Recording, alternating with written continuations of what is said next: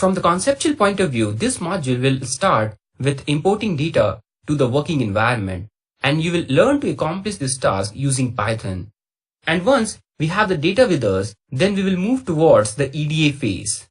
As discussed in the previous clip, as a part of the EDA phase, we will be learning about the basic structure and summary statistics in this module.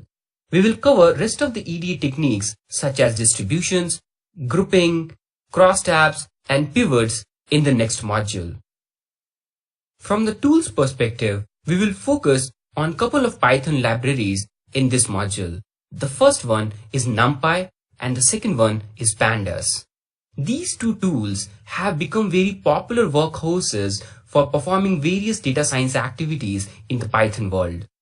Therefore, mastering these tools can be a very important step towards making of a great data scientist. Therefore, before we jump into our actual data exploration and processing phase, let's briefly talk about these couple of tools. NumPy is a very popular Python package and is often considered as a fundamental tool for performing scientific computing with Python. NumPy helps to perform very efficient array operations, unlike the native Python lists that can lead to performance issues when dealing with large arrays. Moreover, NumPy can also be used with higher dimensional arrays and matrices. Other than that, NumPy also provides a bunch of high-level mathematical functions that you can use for your scientific work. While NumPy is great in dealing with homogeneous data types, often a real-world dataset contains heterogeneous data types. Means in your dataset you can have both numerical features as well as the categorical features. So in order to deal with such scenarios, packages like Pandas can be very helpful. Pandas is in fact built on top of NumPy. So other than all the goodness of NumPy, it also provides structure and operations to work on tabular data. A typical real-world dataset looks like a spreadsheet, having a tabular structure with a bunch of rows and columns.